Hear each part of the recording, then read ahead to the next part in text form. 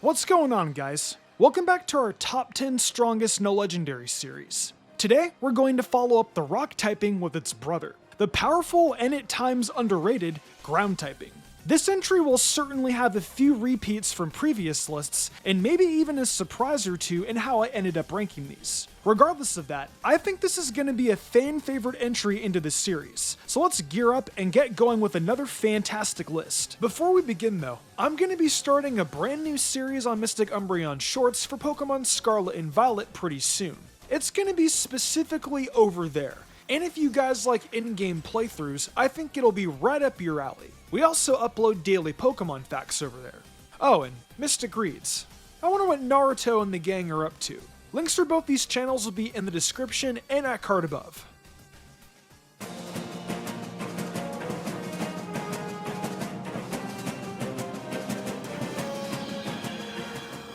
This list is going to get kicked off with Swampert. It's a little starter power leading us off, and boy am I pretty used to that recently. I'd say Swampert is actually a pretty decent defensive Pokemon in the UU tier, offering a pretty well-rounded set of base stats, and of course just a single weakness to the grass typing. It's able to use Toxic or even Yawn to help cripple the opposing team while taking some hits, and can set up Stealth Rocks as a viable lead. The revelation of Flip Turn in Sword and Shield was also a huge get for Swampert, as it could suddenly pivot about as if it had U-turn, meaning it could poison something or set some rocks and then live to fight another day easily. It's not without a great offensive move either, as Earthquake will still hit very hard from this mudfish.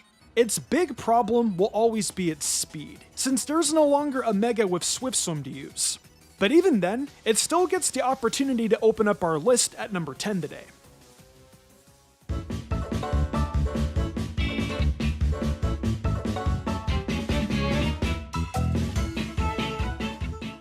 These next two Pokemon are going to go hand in hand, with the first being Nidoqueen.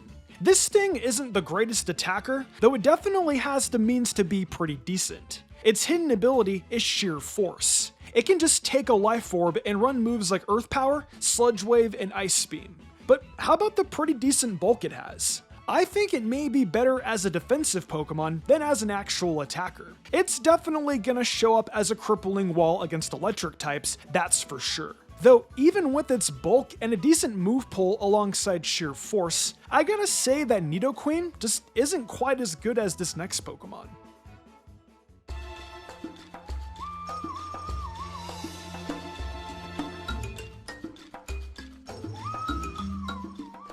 Which is Nidoking. This thing is a premier special attacking ground type, running Sheer Force and a Life Orb as well, and pushing out moves like Sludge Bomb and Earth Power for stab, but Ice Beam, Thunderbolt, and Flamethrower, it's got all the coverage you could ever need out of a particular Pokemon, especially one with a decent special attack stat.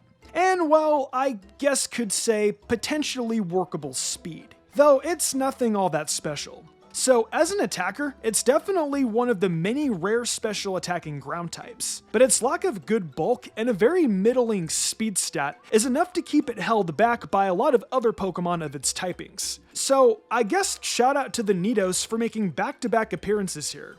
I'm sure they'll be on the poison list too.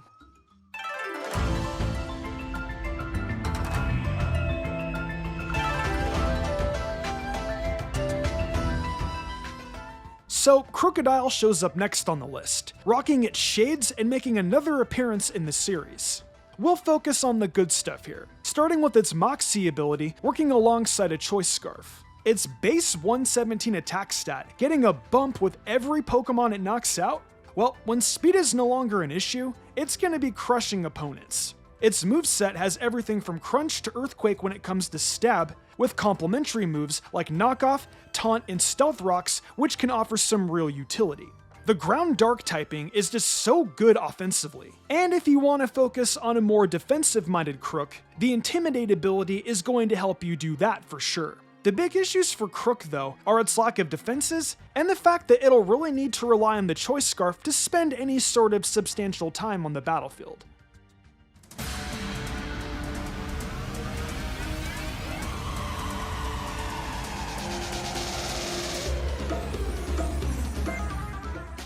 Alrighty, sitting just outside of our top 5 is Hippowdon.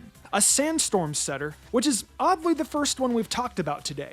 The greatness of Hippowdon is in being a defensive wizard. With 108 HP and 118 defense, not to mention a 112 base attack stat. It's not usual that you'll see Hippowdon doing anything other than setting up rocks and chipping away with the Sandstorm. But that doesn't mean it can't. It has access to Curse, which of course will boost its defense and attack while continuing to lower its already poor speed. You run some Stealth Rocks, you poison everyone with Toxic, and you use Slack Off to heal up, and yeah, Hippowdon just knows how to play the passive game. Don't get it twisted though. If you set up with Curse, its Earthquake is gonna hit really hard. I mean, it still has a high attack stat after all. You can't go wrong with choosing Hippowdon as the sand setter of your Sandstorm team, and that's why it's got time in the sun today.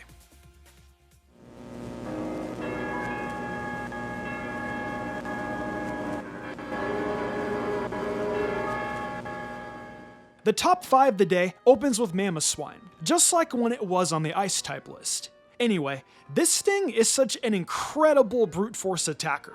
Like, nobody wants to switch in on an Earthquake or Icicle Crash from a Mamoswine. It's just going to hurt too much, as they're naturally both stab, and Mamo's 130 base attack is one of the highest in this video. It really does just work when you want to do big damage against someone and want a Pokemon with some versatility in its offensive pool to do some damage. You can run it with Oblivious or Thick Fat and pretty much have success either way. And that's always a nice thing when the ability is super flexible. I'd say Mamoswine is a pretty respectable way to open up the top 5 today.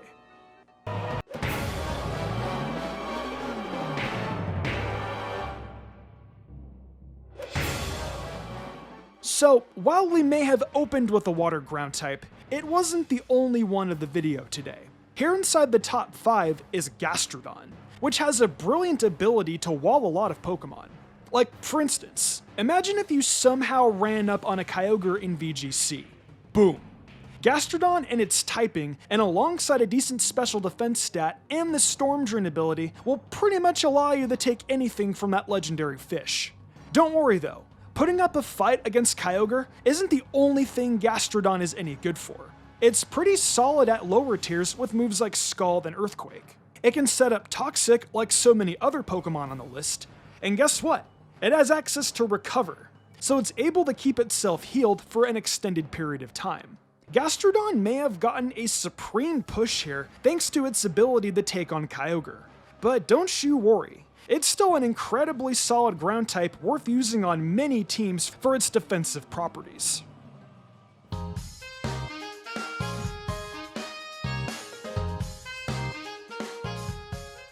The top 3 is opened with a longtime favorite of competitive Pokemon players, the great Excadrill. This Univin Pokemon made some waves when it debuted thanks to the Mold Breaker ability, and now it still serves as an insanely strong sweeper.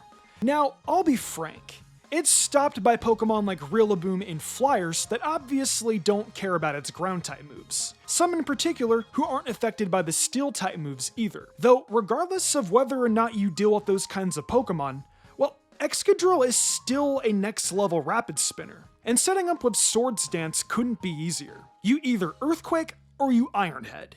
It's really that simple, easy, and effective. If you want to set up Stealth Rocks, do that too. If not for the problems it faces from Grass types, as well as Pokemon like Skarmory. Still, this mole is pretty damn good.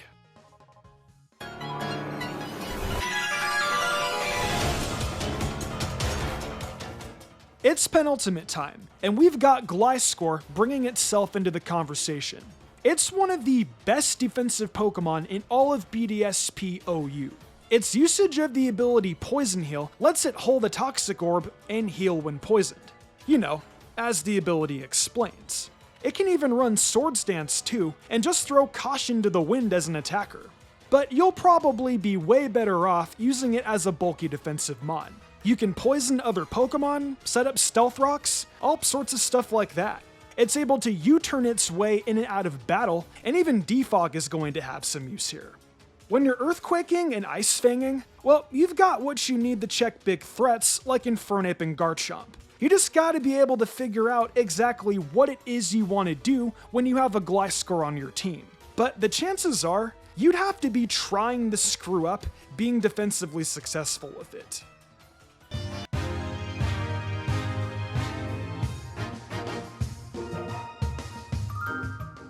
The top spot now comes on our list, and it's what you've been waiting for. Garchomp, the top tier monster of the ground types. It was in the penultimate spot of our dragon type list, but this time nothing is coming after it. It's for sure the best dragon and ground type in BDSP, that's not anything worth arguing with. However, even in Sword and Shield, the argument is there for it to be the best as well. You can ask it to serve as a defensive option with Rocky Helmet and Rough Skin while still hitting like a truck, or you can invest everything in making it the best physical attacker it can be. It can also just sweep with Swords Dance, being tasked with setting up the physical attack, and then moves like Earthquake, Iron Head, and Outrage, leading a cavalcade of coverage. There just isn't a Pokemon better than this for its typing, not even Rhyperior. I still can't believe it didn't make an appearance, but the ground typing just has such higher standards. Anyway, enough being off topic. Shout out to Garchomp as it continues to be incredible. I'm sure it'll be just as good in Scarlet and Violet. Well, that's it. Another video down the drain today as we've handled the ground typing as a little follow-up to the rocks. The next video will see us get a little toxic. That's right, poison types are up next, since they're weak to the ground typing, and that's pretty much what we tend to do here. There's only a few typings left. So as we wind this series down and get close to Scarlet and Violet, let's keep giving it our all. With that, I'll see you guys next time. Hey, it's the outro. Isn't that exciting? Thank you for enjoying another Mystic Umbreon video. We're getting ready to enter the fall, and the final stretch of hype for Scarlet and Violet is here. The excitement for Pokemon's 9th generation is at its peak, and I couldn't be more excited. We've still got plenty to cover before then though, so keep yourselves locked in. If you're interested in more Mystic content, check out my TikTok and Mystic Umbreon Shorts channel. If we get the 10K followers on TikTok, and we're super close, I'll be doing a viewer's choice video. Also, if you're into fanfictions and what ifs, check out Mystic Reads. I offer a ton of creative spoken word content on there, so come and join me. That's all for now. Make sure you subscribe for more fantastic content, and I'll see you next time.